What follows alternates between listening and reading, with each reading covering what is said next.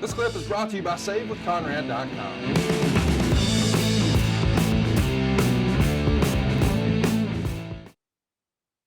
Well, we're going to talk about what's next. We should mention, though, that his contract status is in jeopardy, at least according to the Observer.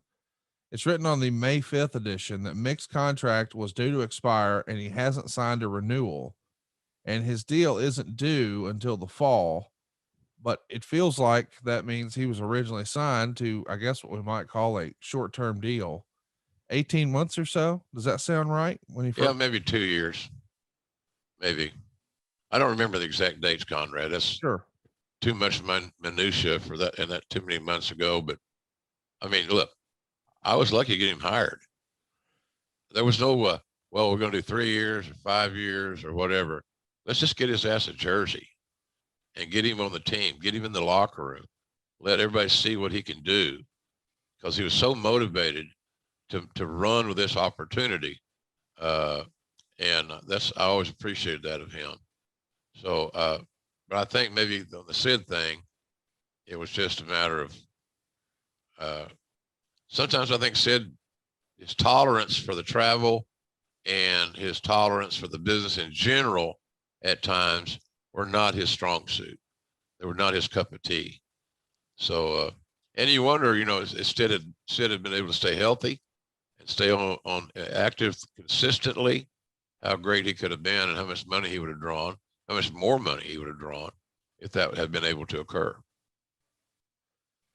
I guess what I wanted to ask about was, did you guys eventually get to a place where you would say, or Vince would say, hey, as a rule of thumb, if we're going to bring a guy in, we need to sign him for at least, I'm freestyling, 3 years, because it's going to take us a year to figure out what the hell to do with him.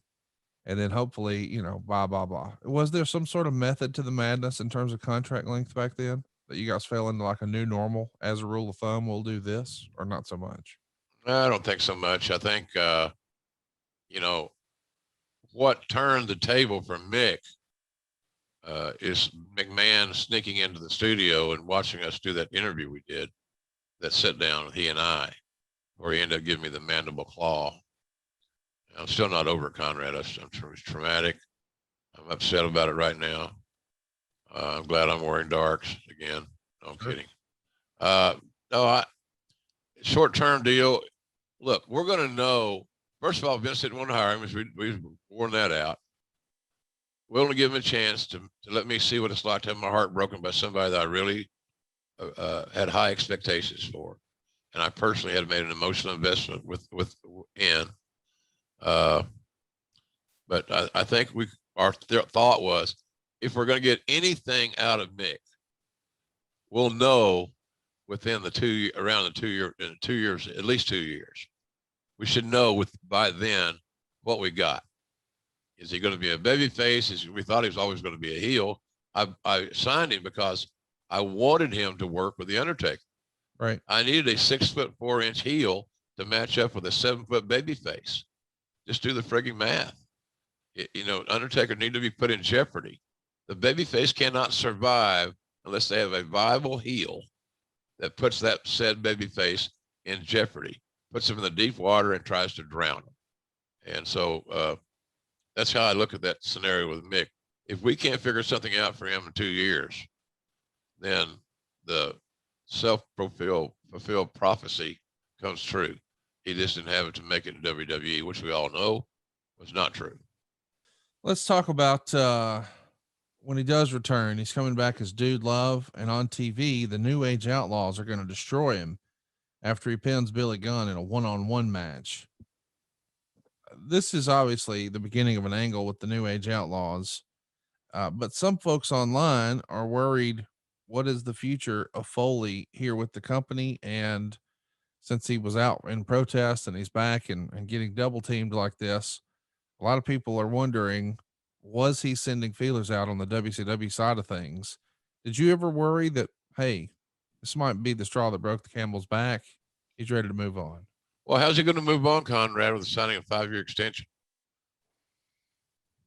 How's that going to work?